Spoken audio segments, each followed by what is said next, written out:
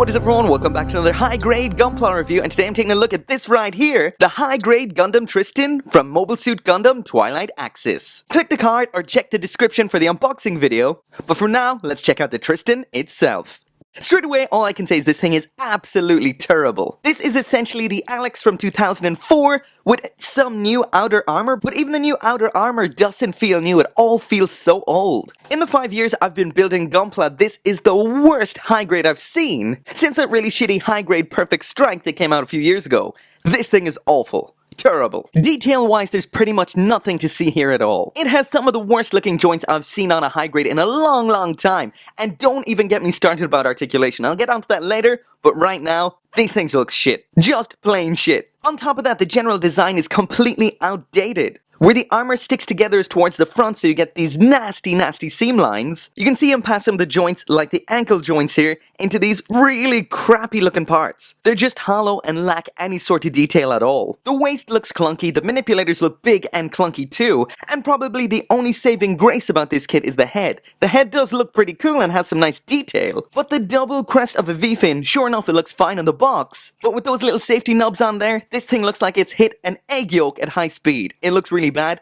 Chop them off. As for size, this comes in at just over 13 centimeters, and here's a comparison to some other high grades, a master grade, perfect grade, and a Figma. So there is Gundam Tristan with everything that it comes with, and this is essentially the standard Gundam loadout. Also in here, not necessarily an accessory for this kit, but this came on the Alex runner, so I'll throw that in too. So as for manipulators, we've got those standard block holding hands, as well as this one with an extended finger for holding the beam rifle. So as for weapons, you get the beam rifle, which is 100% not color accurate. It's just in solid white, it's meant to be in white and blue, and if you don't panel line this, it looks like absolute shit. I mean, it's got no definition whatsoever. Once again, this is what it looks like once you put it together, and this right here is what it's meant to look like. So as you can see, Bandai is cutting hella corners here. To equip that is kind of weird as well. You have to pop it in here, then weave it into the finger like so. But when equipped, it's so poorly held in there, just look at that. That is absolutely awful, and the back didn't even come off the hand. But anyway, there is the other grey beam rifle as well in here, this one, which is a leftover of the Alex runner, so not necessarily an accessory for this kit, it's just kind of a leftover. Next up then is the shield, just white, blue, and grey, slots into the hand like so, and the upper section clips onto the arm here like that. Last up then is the beam sabers, which are stored up here on the backpack, but as for the other two weapons, there's nowhere they can clip onto it when you're not using them. Those pull out like that. Not looking so great in behind those, just more of that corner cutty old school hollow plastic. And the beams aren't anything special, just your standard clear light pink plastic. There's that one as well as that one. There is what those look like equipped, and of course, they're completely loose too.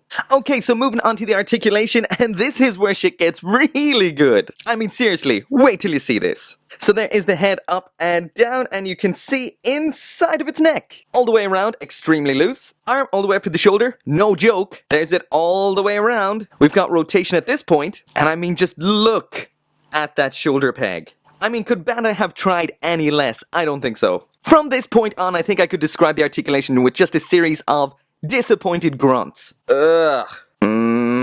Ugh. Whew. Are you serious? Ugh. That's not actually that bad. Ugh. Just no. Listen to that.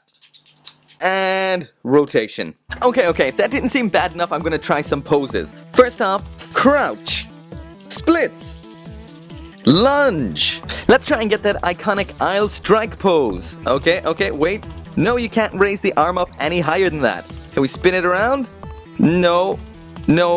There's no way to get the arm out perpendicular to the body at all. I mean, seriously, look. The leg joints are ball and socket. This is the worst. How about something simple like bend over? Not a chance, that is it. Seriously, this thing is garbage. By the way, if you'd like to win one of these masterpieces, all you have to do is be subscribed and leave a comment down below saying that you'd like to be included. That's it for the review. As always, make sure to come back for some good Gunpla reviews, and I'll see you next time.